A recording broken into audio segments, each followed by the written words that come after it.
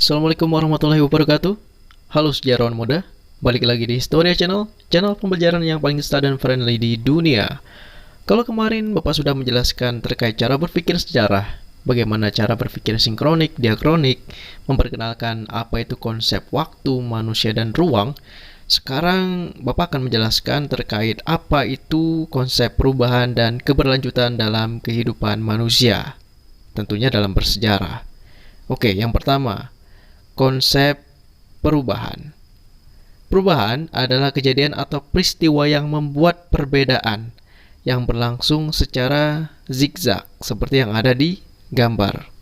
Gambarnya melengkung dan terdistorsi. Sedangkan keberlanjutan adalah suatu keadaan yang telah berlangsung lama, berlangsung secara garis lurus. Apakah maksudnya?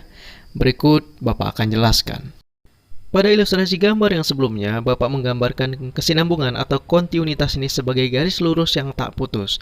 Maksudnya adalah segala peristiwa yang terjadi di masa lalu akan selalu berhubungan dan berdampak dengan masa kini, juga masa yang akan datang. Itulah yang disebut dengan hukum kausalitas, sebab akibat. Nah, jikalau seandainya kita analogikan dengan kehidupan masyarakat, maka kesinambungan adalah suatu kondisi terkadang yang tidak melahirkan kondisi baru, tetapi tetap diwariskan atau diteruskan karena dianggap baik oleh suatu masyarakat. Contohnya, seperti praktik sosial tertentu yang menunjukkan terjadinya kesinambungan atau kontinuitas, atau yang kita sebut sehari-hari sebagai warisan budaya. Adapun contoh konkretnya adalah seperti gambar berikut ini, bangunan Tugu Monas. Ketika Monas pertama kali dibangun, bentuknya amat berbeda. Kemudian seiring waktu, Monas pun terus dibangun dan akhirnya pada gambar yang paling kanan kita bisa melihat Monas yang indah dan megah seperti sekarang. Itulah yang dimaksud dengan kesinambungan. Bahwa benda, fenomena, nilai-nilainya itu sama, tetapi seiring waktu dan perkembangan umat manusia, dia mengalami perkembangan. Contoh kesinambungan selanjutnya adalah benda berikut ini, yakni Tugu Yogyakarta. Pada gambar yang kiri memperlihatkan Tugu Jogja pada masa penjajahan Hindia Belanda. Kalau yang kanan itu adalah yang di masa kini. Bisa kalian lihat apakah perbedaannya? Ya, perbedaannya terlihat pada lingkungan di sekitarnya. Jikalau pada gambar yang kiri kita lihat bangunan-bangunan kendaraan masih bergaya lama. Seiring perkembangan zaman, bangunan sekitarnya pun lebih modern, namun Tugu Jogjanya masih sama, baik bentuk maupun warna tugunya. Selanjutnya adalah perubahan. Pada ilustrasi gambar sebelumnya, Bapak menggambarkan perubahan ini tidak dengan garis yang lurus, melainkan dengan garis yang melengkung, tidak beraturan, dan terdistorsi. Maksudnya seperti ini. Perubahan adalah ketika masyarakat membentuk praktik yang baru dan berbeda sama sekali dengan praktik yang sebelumnya. Contoh kasus sejarahnya seperti ini. Pada masa lalu, masyarakat Nusantara kebanyakan menganut kepercayaan yang bersifat animisme dan dinamisme. Animisme adalah kepercayaan untuk menyembah roh-roh nenek moyang, sedangkan dinamisme adalah kepercayaan untuk menyembah benda-benda yang dianggap memiliki kekuatan supranatural, seperti pohon, gunung, batu, dan lain-lain. Nah, ketika Islam masuk pada abad ke-13 dan berkembang pesat pada abad ke-17, yang juga turut memunculkan kesultanan-kesultanan Islam di Nusantara, membuat tatanan sosial dan kepercayaan masyarakat Nusantara pun juga ikut berubah. Ajaran Islam yang mengajarkan untuk meninggalkan tindakan-tindakan yang menyekutukan Allah SWT membuat masyarakat Nusantara juga meninggalkan kepercayaan-kepercayaan mereka beserta praktiknya. Hal tersebutlah yang memunculkan perubahan dalam masyarakat terkait kepercayaan. Oke, sampai di sini paham ya? Tapi Pak Egi, maksudnya apa itu gambar yang di slide? Bahwa perang merupakan salah satu faktor perubahan. Oke, akan Bapak jelaskan apa saja faktor internal dan eksternal yang mendorong perubahan sosial di dalam masyarakat.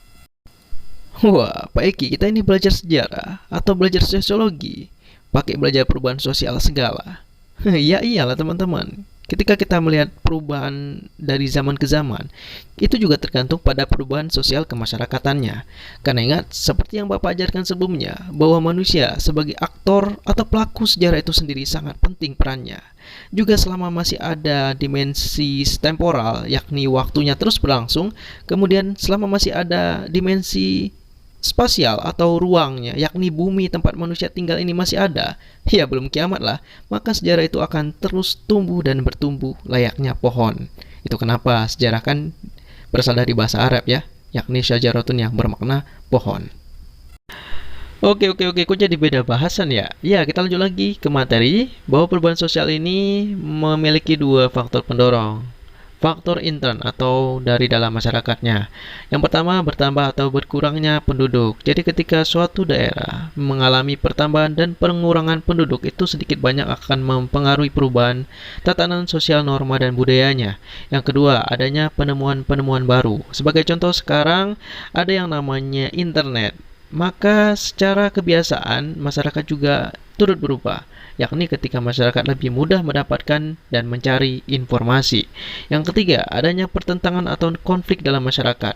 Sebagai contoh, di Indonesia ada tragedi Sampit yang terjadi di Kalimantan ya, yakni konflik antara suku Dayak dan Madura. Ketika terjadi konflik dan sudah selesai, maka sedikit banyak ya akan terjadi sentimen yang berkelanjutan dari suku Dayak dan sulit untuk menerima para pendatang atau orang luar lagi. Kemudian yang keempat, terjadinya pemberontakan atau revolusi. Contohnya seperti pada masa 98 ya, ketika ada gerakan untuk menggulingkan pemerintahan Soeharto, itu juga akhirnya menimbulkan perubahan tatanan pemerintahan yang ada di Indonesia kan, yakni dimulainya masa reformasi atau membuat tatanan baru dalam kehidupan berbangsa dan bernegara. Faktor ekstern atau faktor dari luar masyarakat yang pertama adalah lingkungan fisik yang ada di sekitar manusia. Masyarakat yang tinggal di daerah pegunungan tentu akan berbeda kebiasaan dengan masyarakat yang tinggal di daerah pesisir, bukan? Nah, ketika masyarakat yang tinggal di pegunungan tiba-tiba harus ditransmigrasikan, dipindahkan ke daerah pesisir, maka yang tadinya mereka bekerja sebagai petani atau di perkebunan, mereka terpaksa harus merubah profesi mereka menjadi seorang nelayan.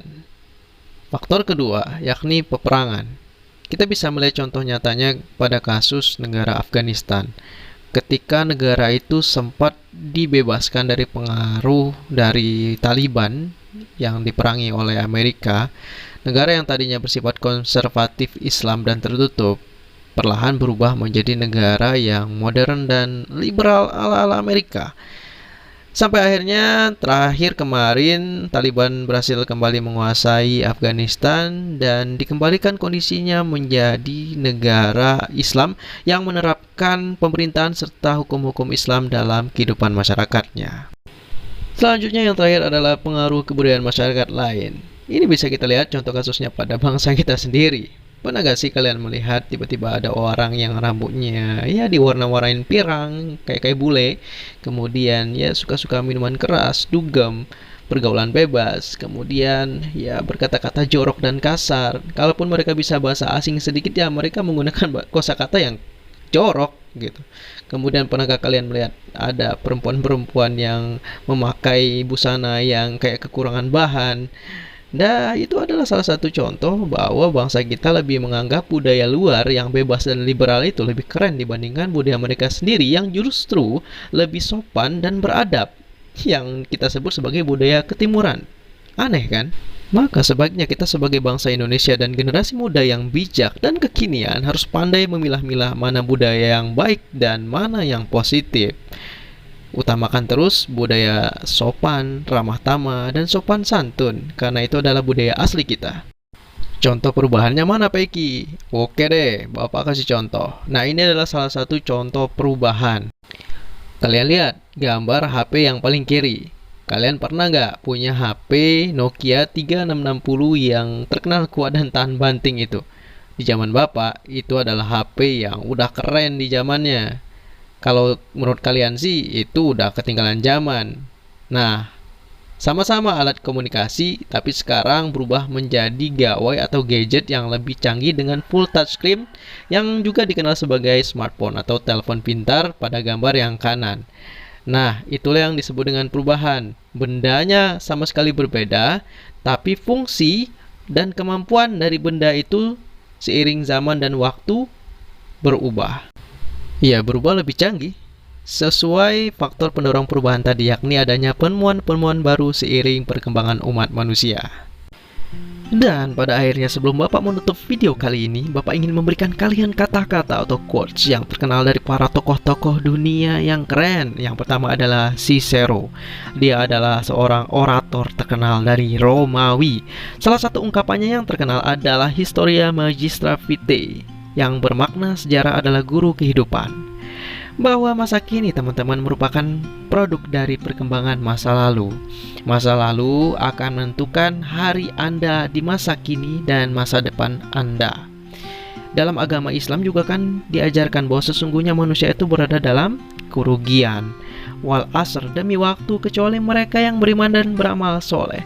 Beramal soleh di sini maksudnya adalah mereka yang sadar betul bahwa hari mereka sekarang harus lebih baik daripada hari-hari sebelumnya. Artinya mereka melakukan koreksi dan perbaikan atas apa yang mereka lakukan. Itu adalah hikmah yang bisa kita dapatkan ketika kita belajar sejarah, teman-teman. Selanjutnya, sejarah amat berperan penting loh dalam membentuk identitas dan kepribadian bangsa. Kenapa? Karena Soekarno pernah berkata bahwa ketika suatu negara kehilangan banyak sekali insinyur atau ilmuwannya, maka negara itu tidak akan bubar. Tapi ketika suatu negara tidak memiliki sejarah nasionalnya bersama, maka niscaya negara itu akan segera bubar. Kenapa? Contohnya Indonesia sendiri, teman-teman. Indonesia disatukan dari beragam budaya, bahasa, serta agama itu karena ada sejarah atau memori kolektif bersama. Kita disatukan sebagai sebuah negara karena kita memiliki sejarah dan beban sepenanggungan bersama.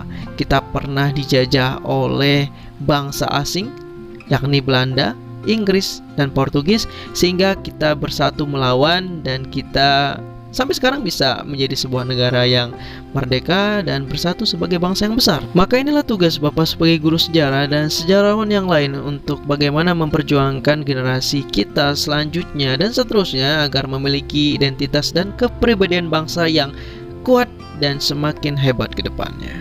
Maka jangan malas ya untuk belajar sejarah kalau kamu sebagai warga Indonesia sejati.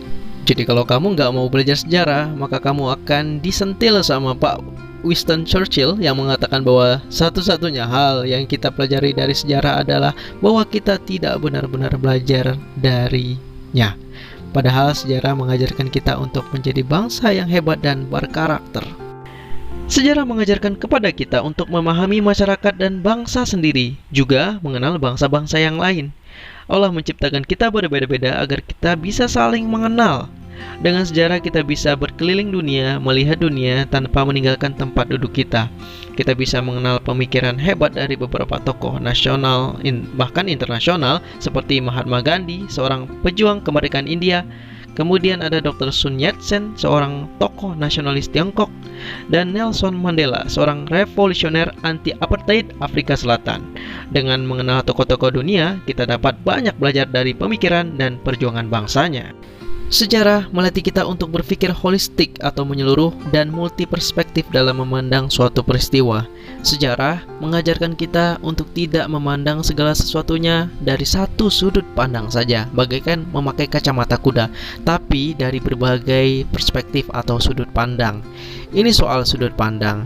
Dengan kita memahami hal tersebut, maka kita akan bisa menjadi bangsa atau pribadi yang lebih bijak dalam menyikapi segala perbedaan, lebih bijak dalam menerima segala komentar dan kritikan, dan itu modal yang baik karena kita berada di sebuah bangsa yang besar, yang majemuk dan multikultural.